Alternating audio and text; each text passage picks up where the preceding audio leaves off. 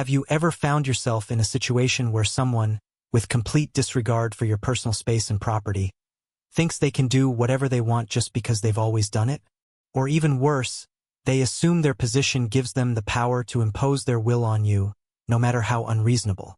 If you've experienced this, then you'll want to stick around for what's coming next. Imagine moving into a quiet, peaceful neighborhood, excited for the new chapter of your life. You found a home with a bit of privacy, far from the noise and chaos of the city, a perfect place to unwind after a busy day. However, that dream begins to shatter when you realize that your peaceful haven is being used as a shortcut by others, without your consent. This isn't just a small inconvenience. It's an ongoing, almost daily violation of your personal space. People driving across your property as if it were a public road, with no respect for the fact that this is your land. You try to communicate with them, politely reminding them this isn't a public access point, but instead of understanding, they ignore you or act as though you're the one in the wrong. They think, it's always been this way, so why should it change now? Now, this is where things get interesting. What happens when you take matters into your own hands? What if the person in question happens to be a member of the Homeowners Association, HOA, the very group that's supposed to manage the neighborhood? When the situation escalates, and your simple request to maintain privacy turns into a battle of wills, you have to wonder, what gives anyone the right to demand access to your property like this? In this video, we're going to dive into an incredible story of property rights, HOA disputes, and a determined homeowner who took a stand against the entitled members of his community. This story isn't just about a fence or a gate. It's about asserting your rights when others think they can trample over them. So, what happens when a homeowner builds a fence to stop trespassers, only to have the HOA push back, claiming ownership over his land? And what if those trespassers don't just accept the boundary? What if they take it to the next level and call the police, insisting the HOA has a say in what happens on private property? You'll be amazed at how this homeowner handled the situation, and how a seemingly trivial issue spiraled into a dramatic confrontation that no one saw coming. You may be thinking, what could possibly be so complicated about this? It's just a fence. But as we dive deeper into the situation, you'll see that what seems like a simple dispute is actually a complex legal and moral battle involving entitlement, power dynamics, and a battle for personal space. And while you're watching this, I want you to think, could this happen to you? Have you ever felt powerless in the face of entitled neighbors or HOA members? What would you do if someone tried to take advantage of your property rights? Could you stand your ground? Stay tuned, because the story gets even more interesting as it unfolds. It's a tale of stubbornness, perseverance, and a lesson in standing up for what's yours. But trust me, there's more to this than just property boundaries. It's about something much bigger. Let's get into it. Now that we've set the stage, let's dive deeper into the situation and examine what happens when personal rights, ownership, and the power of authority clash. The homeowner in our story, let's call him Mr. Thomas, was not a man to back down easily. He had spent years building a life in a neighborhood he believed was centered around mutual respect and the understanding that private property was, well, private. But one day his peace was shattered. It all started with a simple observation: people driving across his lawn.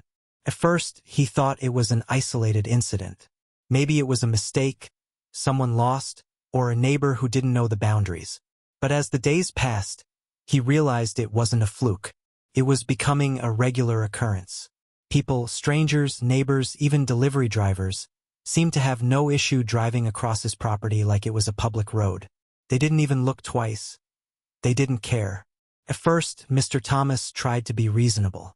He would step out onto his porch and politely ask them to stop driving across his lawn. But the response he received was often indifferent at best. People would look at him like he was the one in the wrong. Some would even argue, saying they've been using that shortcut for years, and it wasn't an issue. The situation began to escalate. This was no longer just about an occasional inconvenience. It was a constant violation of his privacy. He knew something had to change. So Mr. Thomas decided to take action. He did something that many homeowners in his situation might have hesitated to do. He built a fence. A simple fence, just high enough to block the cars from cutting through his property. A boundary that made it clear, this is my land, and I'd appreciate it if you respected that. What he didn't expect was how the HOA would respond. The HOA, which had long been a governing force in his neighborhood, suddenly became involved. The fence, it turned out, wasn't just a practical solution to a growing problem, it was seen as a defiant act. The HOA representatives, who were supposed to ensure the welfare of the community, weren't so thrilled about the new fence. In fact, they sent Mr. Thomas a letter stating that he had violated neighborhood regulations by constructing a fence without their approval. They claimed that because the fence altered the aesthetic of the neighborhood, it had to be removed. At this point, it's important to pause and consider the role of HOAs in these situations. HOAs are meant to maintain the overall appearance and harmony of a neighborhood. They set rules and guidelines to ensure that homes and properties adhere to certain standards. While their role can be beneficial in some cases, helping to preserve property values and ensure a well-kept neighborhood, things can get tricky when HOAs overstep their bounds and infringe on a homeowner's rights. This is where the tension truly begins. Mr. Thomas had a right to protect his property, but the HOA was wielding its power to impose rules that seemed to disregard his personal freedoms. This wasn't just about a fence anymore. It was about the balance of power between individual rights and collective governance. So, let's break this down further. Imagine you're in Mr. Thomas's shoes. You've paid for your land, you've worked hard to establish a home, and you expect to have control over what happens on your property. But now, suddenly, someone is telling you that you can't even build a fence without their approval, that your personal space and safety are secondary to a set of community guidelines. In his case, the HOA's pushback didn't stop at a letter. They began to make phone calls and send representatives to visit Mr. Thomas's property, demanding that the fence be removed immediately. Their reasoning? The fence wasn't authorized, and it disrupted the look of the neighborhood. What ensued was an intense back and forth between Mr. Thomas and the HOA. He tried to negotiate, suggesting that they could come to a compromise. Perhaps there could be a different style of fence, or a slightly lower fence, something that would appease both parties. But the HOA wasn't having it. They were firm in their stance. The fence had to go or there would be consequences. Now, at this point in the story, we could go down many different paths. What happens when one party, whether the HOA or the homeowner, refuses to budge? What happens when someone's sense of entitlement runs into a wall of personal conviction? This is where the story really takes a turn. Enter the neighbors. While most of Mr. Thomas's neighbors had been friendly, the fence situation now sparked a division in the neighborhood. Some neighbors were supportive of Mr. Thomas's efforts to protect his property. They understood why he had done it, having experienced similar frustrations with people trespassing on their lawns. But others, particularly those who were close with the HOA, began to voice their displeasure. They argued that the fence created a divide between the neighbors, that it was unsightly, and that it disrupted the sense of community they had all worked hard to establish. This is the power of social dynamics in these types of disputes. The HOA, which was made up of a few influential members, wielded a lot of sway in the neighborhood. And soon, Mr. Thomas wasn't just battling with the HOA. He was dealing with a fractured community, one in which his decision to protect his property became a source of contention among his own neighbors. So, now we're looking at a situation where personal property rights, HOA rules, and neighborly relationships are all colliding. The question becomes, how do you navigate these choppy waters? How do you balance standing up for your rights while maintaining a sense of harmony with those around you? At this point, Mr. Thomas was left with two choices. He could back down, tear down the fence, and attempt to make amends with the HOA and his neighbors. Or he could stand firm and fight for his right to protect his property, no matter the consequences. As Mr. Thomas stood at the edge of his front yard, staring at the fence he had built with his own two hands, a surge of frustration and determination washed over him. He had poured time, effort, and money into this simple structure, believing it was the right thing to do. But now it had become the center of a storm, a symbol of the clash between personal rights and collective control. In the end, he decided not to back down. He chose to take the fight to the HOA. He sought legal advice, consulted other neighbors who supported him, and built a case for his right to maintain the fence. His argument was simple. While the HOA had the right to enforce community guidelines, they did not have the right to infringe upon his basic rights as a property owner. The fence was not just an aesthetic issue, it was a necessity for his safety and privacy. Here, the legal principle of property rights comes into play. Property ownership is, or should be, about the ability to make decisions regarding what happens on your land. While community guidelines may serve to maintain harmony in a neighborhood, they should not overstep into the personal rights of an individual to maintain their own space. The fence, in this case, was not a matter of vanity or defiance.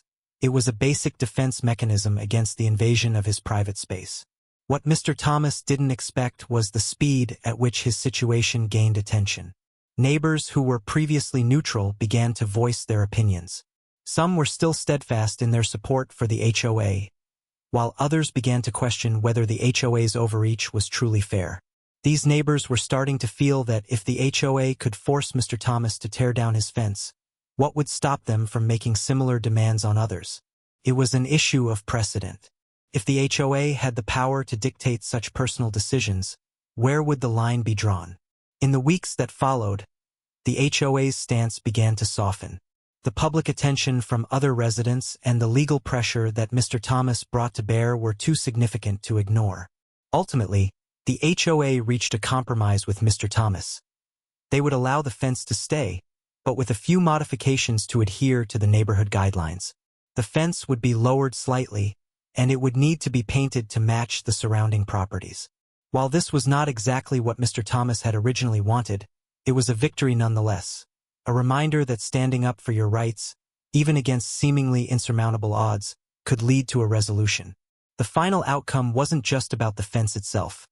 It was about the larger conversation surrounding ownership, community, and personal rights. Mr. Thomas had fought for his right to maintain control over his own property, and in doing so, he had forced his neighbors and the HOA to reevaluate the boundaries of their power. But there's a deeper lesson here, one that goes beyond just the practicalities of property ownership and neighborhood rules. This story illustrates the importance of standing up for your rights in a society that is constantly trying to find a balance between individual freedoms and collective order. The power of dialogue. As Mr. Thomas's case progressed, the neighborhood began to discuss the situation more openly.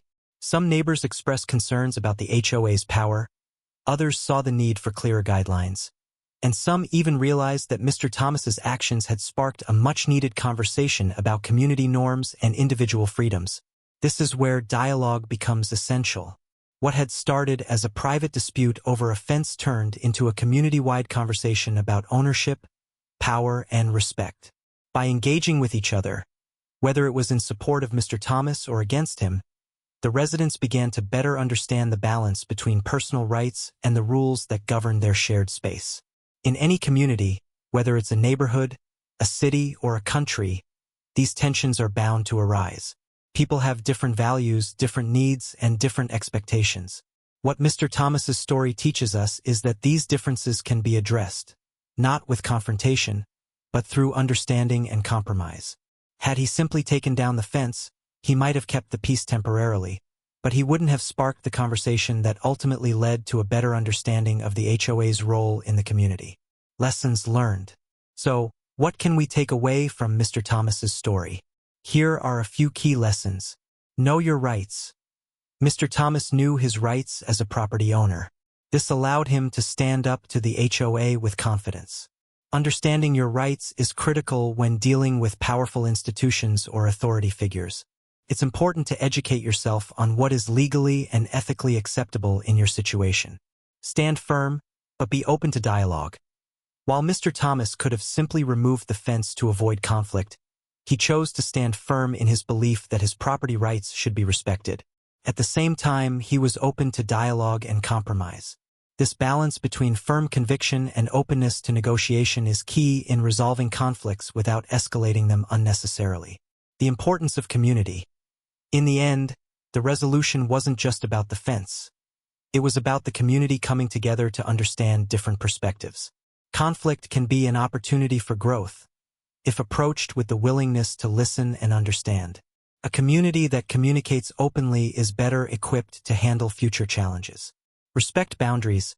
Boundaries, whether physical, emotional, or legal, are essential for healthy relationships and societies. Mr. Thomas set a boundary by building the fence, and while it was challenged, it ultimately became a symbol of the need for personal space and respect for others' property.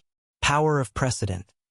Sometimes, standing up for what's right can set a powerful precedent. Mr. Thomas's case made other residents aware of the HOA's overreach, leading to a larger conversation about what is acceptable and fair within their community.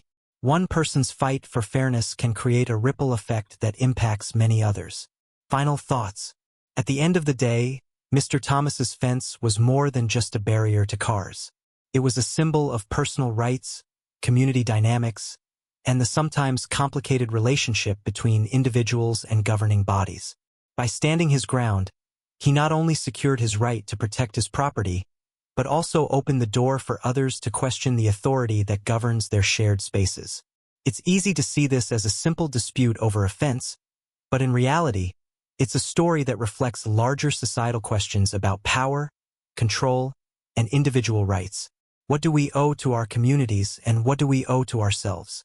How far should we go to protect our rights, and when is it appropriate to compromise for the sake of peace? These are questions that can only be answered when we are willing to confront them head-on, just as Mr. Thomas did. As we conclude, remember this: our homes are not just where we live. They are a reflection of who we are and the values we hold dear. The way we protect and respect our own space and the spaces of others speaks volumes about the kind of society we want to build. Whether it's a fence, a boundary, or a simple gesture of respect, the key to maintaining harmony lies in understanding that our rights don't exist in isolation. They coexist with the rights of others. Thank you so much for sticking with us through this entire journey. I hope you found Mr. Thomas's story and the lessons learned from it as insightful as I did. It's amazing how something as simple as a fence can open up such important conversations about our rights, our communities, and how we can all coexist peacefully. Now, if you enjoyed the video and found it helpful, don't forget to give it a thumbs up. Thumbs up, every like helps more people find this content and get inspired by these discussions. Also, if you haven't already, make sure to hit that subscribe button and turn on notifications bell so you never miss out on future content that dives deep into fascinating stories and important life lessons. And if you think someone in your life would benefit from hearing this story, go ahead and share the video with them. You never know who might need that little nudge to stand up for their rights or start a conversation in their own community. Thanks again for watching, and remember, always stand firm in your beliefs, but keep the dialogue open. I'll see you in the next video.